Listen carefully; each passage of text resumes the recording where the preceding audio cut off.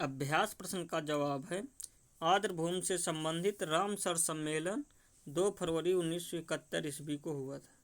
ध्यान दीजिए, रामसर सम्मेलन 2 फरवरी 1971 ईस्वी को हुआ था। रामसर वर्तमान में ईरान देश में है, जो कैस्पियन सागर के तट पर स्थित है।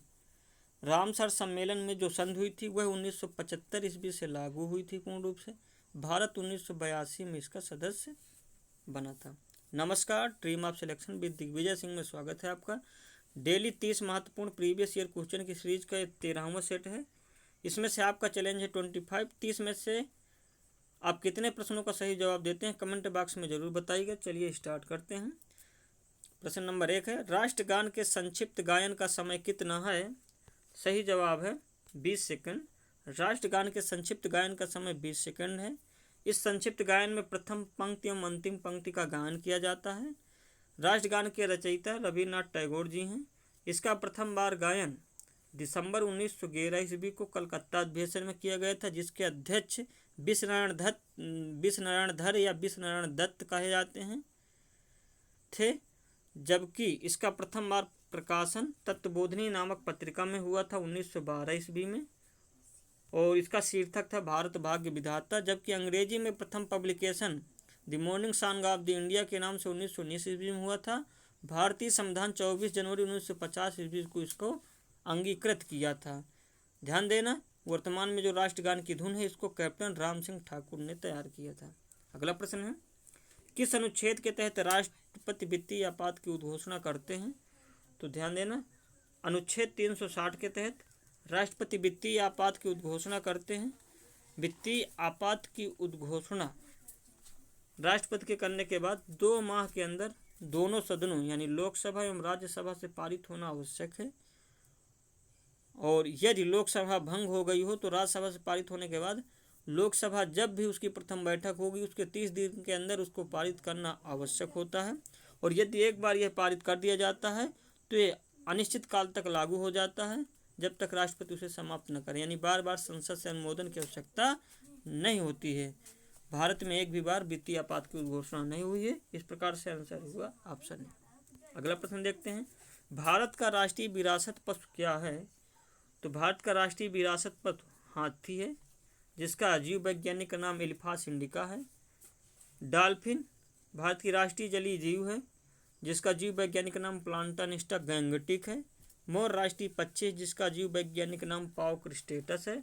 जबकि बाघ का राष्ट्रीय जंतु है जिसका जीव वैज्ञानिक नाम पैंथेरा टाइग्रस लीनियस है। तो इस प्रकार से सही जवाब हुआ ऑप्शन बी।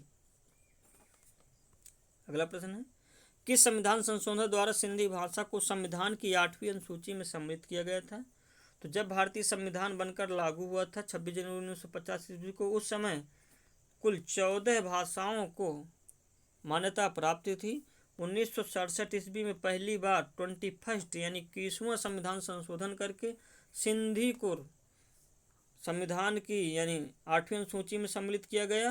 पुनः 1992 ईस्वी में 71वां संविधान संशोधन किया जाता है और 3 भाषाओं को सम्मिलित किया जाता है, नेपाली, मणिपुरी, कोंकणी को। इस प्रकार से 15 और 3 18 हो गई।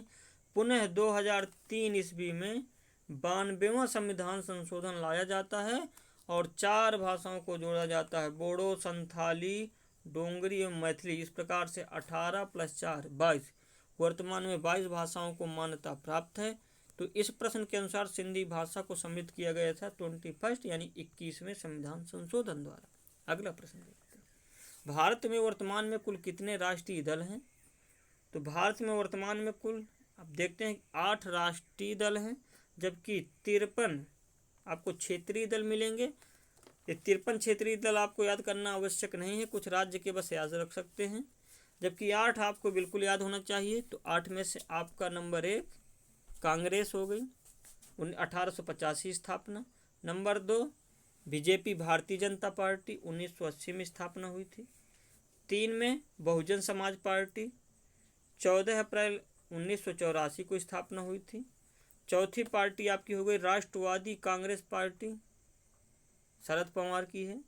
5वीं पार्टी आपकी हो गई मार्क्सवादी कम्युनिस्ट पार्टी, 1964 में है। छठवीं हो गई मार्क्सवादी के बाद अगला कम्युनिस्ट पार्टी, ठीक है, यानी भारतीय कम्युनिस्ट पार्टी, जिसकी स्थापना मानवेंद्र नाथ ने किया था 1925 ईस्वी में। तो भारतीय कम्युनिस्ट पार्टी और भारतीय कम्युनिस्ट पार्टी मार्क्सवादी दोनों अलग हैं। सातवीं हो गई आपकी ग्रास रूट यानी तृणमूल कांग्रेस, ममता बनर्जी। और अंतिम हो गई अभी 2013 में सम्मिलित की गई है एनपीपी, नेशनल पीपल्स पार्टी। इस प्रकार से आठ दलों को राष्ट्रीय दलों का दर्जा प्राप्त है। अगला है बुक्सा राष्ट्रीय उद्यान कहाँ स्थित है। तो बुक्सा राष्ट्रीय उद्यान पश्चिम बंगाल में स्थित है। आइए पश्चिम बंगाल के बारे में जानकारी लेते हैं। तो पश्चिम बंगाल में वर्तमान में आपको 6 राष्ट्रीय उद्यान मिलेंगे। पहला सिंगालीला राष्ट्रीय उद्यान, दूसरा बुक्सा राष्ट्रीय उद्यान, तीसरा गोरुमारा राष्ट्रीय उद्यान, चौथा जालदापारा राष्ट्रीय उद्यान, पांचवा नेओरा वैली राष्ट्रीय उद्यान एवं छठवां सुंदरबन राष्ट्रीय उद्यान। इस प्रकार से बुक्सा राष्ट्रीय उद्यान का सही आंसर होगा पश्चिम बंगाल। आइए अगला प्रश्न है, बाण सागर परियोजना किस नदी पर स्थित है। तो बाण सागर परियोजना सोन नदी पर स्थित है, जिसमें मुख्य रूप से उत्तर प्रदेश, बिहार एवं कुछ हिस्सा मध्य प्रदेश का लाभान्वित होता है। अगला प्रश्न है, NH3 कहाँ से कहाँ तक जाता है। तो आप शुरू के 3-4 NH जरूर याद रखिए। तो जो पहला NH है वो दिल्ली से मुल्तान तक जाता है, दूसरा NH दिल्ली से कलकत्ता तक जाता है और दोनों NH को मिला के ग्रैंड ट्रंक रोड कहा जाता है, तो इनको याद रखिए। तीसरा आपका स्टार्ट होगा आगरा से और ये मुंबई तक जाएगा, तो तीसरा आगरा से मुंबई तक, यानी इस प्रश्न का सही जवाब सी होगा, जिसकी लंबाई आपको 1161 किलोमीटर मिलेगी। अब आप भारत के मैप में अच्छे से देखिए तो मुंबई से आप चेन्नई आएंगे तो ये चौथा NH हो जाएगा। फिर आप चेन्नई से कलकत्ता जाएंगे, ये आपका 5वां NH हो जाएगा। फिर आप कलकत्ता से मुंबई आइए, आपका NH 6 हो जाएगा। तो आप इस प्रकार से आसानी से 6 NH याद रख सकते हैं। और 6 कैसे हैं, तो पहला आप दिल्ली से मुल्तान, दिल्ली से कलकत्ता हो गए, पुनः आप आगरा से आके स्टार्ट करिए, आगरा से मुंबई आए तीसरा, मुंबई से चेन्नई चौथा, चेन्नई से कलकत्ता पाँचवां और कलकत्ता से मुंबई पुनः आ गए। 6 राष्ट्रीय उद्यान आपको आसानी से याद हो गए। अगला प्रश्न है, बिरसा मुंडा को हिंदू धर्म तथा महाभारत के पात्रों का परिचय कराने वाले गुरु कौन थे। तो बिरसा मुंडा, जिनको धरती आबा के नाम से भी जाना जाता है, ध्यान रखिए UPSC 2020 के क्वेश्चन में प्रश्न पहुंच चुका है, धरती आबा के नाम से किसे जाना जाता है, तो बिरसा मुंडा। तो इनको जो हिंदू धर्म में महाभारत के पात्रों का परिचय कराने वाले गुरु थे वो थे आनंद पांडे। मंगल पांडे 1857 की क्रांति से संबंधित थे और केना सरकार जब आप सन्यासी विद्रोह पढ़ते होंगे तो वहाँ मिलते होंगे। तो बिरसा मुंडा को जो गुरु थे वो थे आनंद पांडे। अगला प्रश्न, गांधी जी ने कब और किस यात्रा के दौरान अपना सिर मुड़वा लिया और गरीबों के साथ अपना तादात्म्य स्थापित करने के लिए उन्होंने सूती वस्त्र पहनना प्रारंभ किया था। तो आप जो गांधी जी को जिस रूप में हमेशा देखते होंगे, यानी अर्धनग्न में एक ही सूती वस्त्र को पूरे शरीर में ढके हुए, ये सर्वप्रथम जब 1921 में कहा जाता है कि ये मदुरई गए थे, यानी दक्षिण भारत की यात्रा में, तब इन्होंने वहीं पर एक कपड़े सभी उतार दिए थे और एक वस्त्र धारण कर लिया था और तब से हमेशा धारण किए रहे। तो इस प्रश्न के विकल्प के अनुसार आपका जवाब होगा ऑप्शन बी, 1921 ईस्वी दक्षिण भारत की यात्रा के दौरान। अगला प्रश्न, व्यापक जैव विविधता के कारण किसे रेन फॉरेस्ट ऑफ द सी के नाम से जाना जाता है। तो ध्यान रखिए, जो प्रवाल भित्तियाँ होती हैं उन्हें रेन फॉरेस्ट ऑफ द सी कहा जाता है, यानी समुद्र के वर्षा वन क्षेत्र कहे जाते हैं। प्रवाल, विश्व की सबसे बड़ी प्रवाल भित्त आपको ऑस्ट्रेलिया में मिलेगी, ऑस्ट्रेलिया के पूर्वी हिस्से में मिलेगी, ग्रेट बैरियर रीफ। जब भारत के आप नक्शा में देखेंगे तो भारत के नक्शे में आपको 4 जगह मुख्य रूप से प्रवाल भित्तियाँ मिलेंगी, कच्छ वाला क्षेत्र में, लक्षद्वीप में, मन्नार की खाड़ी में और अंडमान निकोबार द्वीप समूह। अगला प्रश्न है, विश्व में सर्वाधिक सीमा वाला देश कौन है। सही जवाब है चाइना। विश्व में सबसे ज़्यादा सीमा साझा करने वाला विकल्प के अनुसार चाइना है, 14 देशों के साथ सीमा साझा करती है, जबकि रसिया की भी आपको 14 देशों के साथ सीमा साझा करती है, लेकिन वो विकल्प में नहीं है। कनाडा इसकी सबसे ज़्यादा समुद्र तटीय सीमा लगने वाला विश्व का सबसे बड़ा देश है और ब्राज़ील की 10 देशों के साथ सीमा साझा करती है।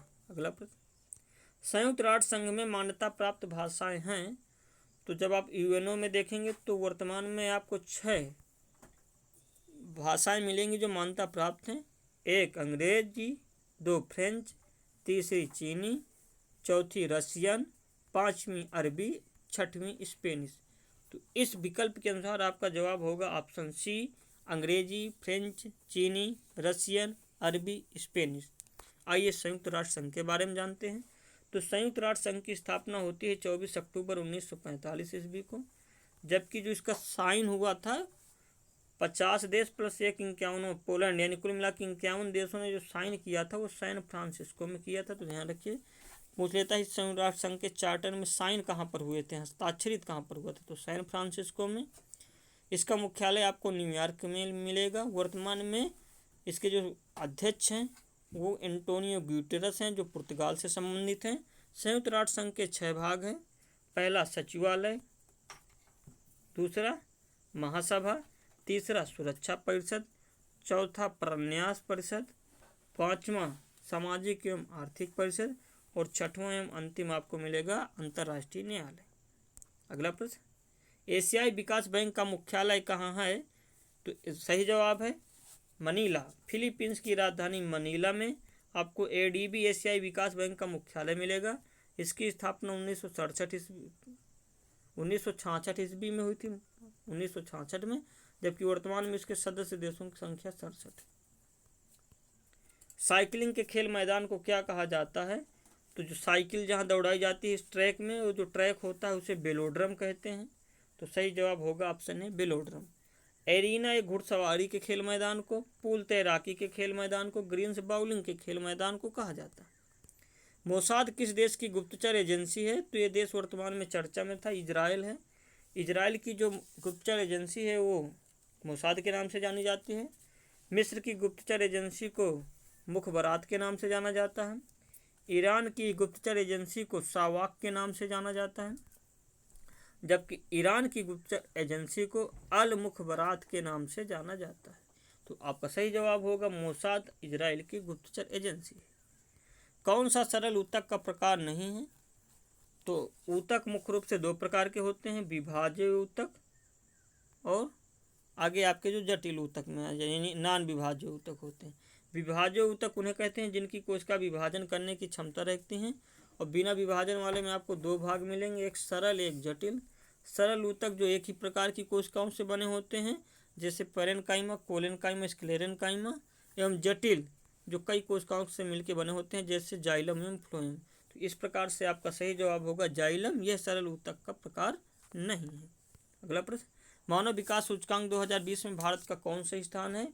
तो HDI ह्यूमन डेवलपमेंट इंडेक्स 2020 में भारत का स्थान है 131, 131वां, जबकि 2019 में भारत का स्थान था 129वां, यानी भारत 2 स्थान पीछे खिसक गया। पहला स्थान नॉर्वे का है और अंतिम स्थान नाइजर का है। ध्यान रखिए, मानव विकास सूचकांक UNDP यानी संयुक्त राष्ट्र विकास कार्यक्रम जारी करता है। इसमें 3 आयामों को शामिल किया जाता है। पहला जीवन प्रत्याशा, दूसरा शिक्षा, तीसरा पर कैपिटा इनकम। अगला प्रश्न, खेलो इंडिया यूथ गेम 2021 में किन 4 खेलों को सम्मिलित किया गया है? तो खेलो इंडिया यूथ गेम जो 2021 के होंगे वे पंचकुला हरियाणा में होंगे। इनमें 4 खेलों को शामिल किया गया है, मलखंभ, थांगता, गतका एवं कलारी पायत्तु। विकल्प के अनुसार ऑप्शन ए आपका सही होगा, मलखंभ, कलारी पायत्तु, गतका, थांगता। मलखंभ मध्य प्रदेश महाराष्ट्र भाग में खेला जाता है, कलारी पत्तू केरला में, गतका पंजाब के सिख समुदाय में, थांगता मणिपुर में। खेलो इंडिया यूथ गेम जो है उसके 2020 का जो संस्करण था अभी वो गुवाहाटी में हुआ था, और इसमें प्रथम स्थान था आपका महाराष्ट्र का, प्रथम स्थान महाराष्ट्र का था। अगला प्रश्न, एक दिवसीय मैचों में विराट कोहली ने सबसे तेज 12,000 रन बना के विश्व रिकॉर्ड बनाया है। बताइए यह कारनामा वे कौन सी पारी में किया? तो सही जवाब है 242। 242वें पारी में 12,000 रन बना के विराट कोहली ने विश्व रिकॉर्ड बनाया है। उन्होंने सचिन तेंदुलकर का रिकॉर्ड तोड़ा जिन्होंने 300 पारी में यह कारनामा किया था। तो इस प्रकार से सही जवाब होगा ऑप्शन सी 242। अगला प्रश्न, मोपला विद्रोह 1921 किस क्षेत्र में हुआ था? तो जब आप भारत का मैप पढ़ेंगे तो नक्शे के अनुसार जब 9 राज्यों से समुद्र तटीय सीमा रखती है, तो इनमें से जो ये वाला क्षेत्र था केरल का, जिसे मालाबार नाम से जाना जाता था, इस क्षेत्र में मोपला विद्रोह हुआ था। तो आपका सही जवाब है ऑप्शन ए, मालाबार तट। अगला प्रश्न, मोनालिसा नामक चित्र के रचयिता कौन है? तो आप जब वर्ल्ड हिस्ट्री पढ़ेंगे पुनर्जागरण काल में, तो लियोनार्दो दा विंची, उन्होंने मोनालिसा नामक चित्र की रचना किया था। जबकि जो बोकासियो है, डेकामेरॉन नामक गद्य की रचना किया था। राफेल, इन्होंने ईसा मसीह की माँ मेडोना का चित्र बनाया था। जबकि मैकियावेली ने द प्रिंस, जो एक चिंतक थे, दार्शनिक थे, द प्रिंस नामक पुस्तक की रचना किया था। तो इस प्रकार से आपका सही जवाब है option C, Leonardo da Vinci ने मोनालिसा नामक चित्र की रचना किया था। अगला प्रश्न, Himalaya, Alps, Ural, Rockies, Andes, ये किस प्रकार के पर्वत के उदाहरण हैं? तो सही जवाब है वलित पर्वत, यानी फोल्ड माउंटेन। जब कहीं दो चट्टानों में, यानी नीचे की जो दो चट्टानों में वलन पड़ता है, तो इन वलन पड़ने से जो भूसन्नित काप का निर्माण होता है, एक लंबी श्रृंखला का, इस प्रकार के जो पर्वत बनते हैं उन्हें वलित पर्वत के नाम से जाना जाता है। ये सभी वलित पर्वत के उदाहरण हैं। अगला प्रश्न, मोजाम्बिक की जलधारा किस महासागर की जलधारा है? तो आप जब महासागर पढ़ेंगे तो आपको विश्व मैप में, जैसे ये अटलांटिक महासागर है, इधर प्रशांत महासागर, इधर प्रशांत महासागर, यहाँ आपको मिलेगा हिंद महासागर। तो जो हिंद महासागर है वहाँ पर मोजाम्बिक की धारा बहती है। हिंद महासागर में मुख्य रूप से दो धारा हैं, एक मोजाम्बिक की जलधारा, दूसरी अगुलहाज की जलधारा। दोनों बहुत ही महत्वपूर्ण हैं। अतः इन आप दोनों जलधाराओं को याद रखिए कि हिंद महासागर की जलधाराएं हैं, एक मोजाम्बिक जलधारा, दूसरी अगुलहाज की जलधारा। पनामा नहर किस किस को जोड़ती है? तो उत्तरी अमेरिका एवं दक्षिणी अमेरिका के बीच में एक देश है, यहाँ पर एक पनामा नहर है जो इधर से इधर को जोड़ती है। तो आप इधर देखेंगे तो कैरेबियन सागर, इधर देखेंगे तो प्रशांत महासागर। अतः पनामा नहर कैरेबियन सागर को प्रशांत महासागर से जोड़ती है। इस प्रश्न के विकल्प के अनुसार इसका सही जवाब होगा ऑप्शन सी, कैरेबियन सागर से प्रशांत महासागर। अगला प्रश्न, बरमूडा की राजधानी क्या है? तो बरमूडा जब आप उत्तरी अमेरिका का क्षेत्र पढ़ेंगे वहां पर मिलेगा। तो बरमूडा की आपको राजधानी हैमिल्टन मिलेगी। एक सेकंड, अतः बरमूडा की राजधानी हैमिल्टन है। जबकि जो स्कोपजे है ये मैसेडोनिया की राजधानी है, पोर्ट ओ प्रिंस हैती की राजधानी है और किंगस्टन जमैका की राजधानी है। इस प्रकार से सही जवाब है ऑप्शन नंबर ए, हैमिल्टन। अगला प्रश्न, इजराइल की मुद्रा का नाम क्या है? तो इजराइल की मुद्रा का नाम न्यू शेकेल है। न्यू शेकेल, इजराइल की मुद्रा का नाम न्यू शेकेल है। जो न्यू गिल्ट्रम है ये भूटान की मुद्रा है। लीरा इटली की मुद्रा है। पटाका मकाऊ की मुद्रा है। तो अतः जो ये न्यू शेकेल है यही इजराइल की मुद्रा है। तो ध्यान रखिए इजराइल की मुद्रा का नाम न्यू शेकेल है। द वेल्थ ऑफ नेशन किसकी पुस्तक है? तो ये मार्शल की भी नहीं है, रॉबिन्सन की भी नहीं है, रेगनर नर्क्स की भी नहीं है, ये है एडम स्मिथ की पुस्तक। 1776 ईस्वी में पहली बार प्रकाशित हुई थी। जो पूंजीवाद अर्थशास्त्र है इसका जनक इसी पुस्तक को माना जाता है। इसी पुस्तक से इसका उद्भव हुआ था, द वेल्थ ऑफ नेशन से। एडम स्मिथ की पुस्तक है। एडम स्मिथ को फादर ऑफ इकोनॉमी भी कहा जाता है। अगला प्रश्न, सत्यम समिति का संबंध किससे है? तो चीनी उद्योग का जो संबंध था वो महाजन समिति बनाई गई थी। मोटर वाहनों में करों की वृद्धि के लिए भूरेलाल समिति बनाई गई थी। गरीबी के लिए कई समितियां थी, मुख्य रूप से तेंदुलकर समिति लागू है तो तेंदुलकर समिति बताएंगे। वस्त्र उद्योग से संबंधित है सत्यम समिति। अतः आपका सही जवाब होगा ऑप्शन नंबर डी। अंतिम प्रश्न है, आरबीसी की संख्या ज्ञात की जाती है? तो शरीर में आरबीसी की संख्या ज्ञात करने के लिए हीमोसाइटोमीटर का प्रयोग किया जाता है। अतः ऑप्शन नंबर बी इसका सही प्रश्न है, प्रश्न का सही जवाब है। और हाँ, 30 प्रकार से 30 प्रश्न आपके समाप्त हुए। 30 प्रश्न में से आपने कितने प्रश्नों का सही जवाब दिया जरूर बताइएगा कमेंट बॉक्स में। और आज का आपका अभ्यास प्रश्न है, सीपिया का प्रचलित नाम क्या है? इसका जवाब आप कमेंट बॉक्स में जरूर दें। Thanks for watching this video. Please like, subscribe and share this channel. नमस्कार।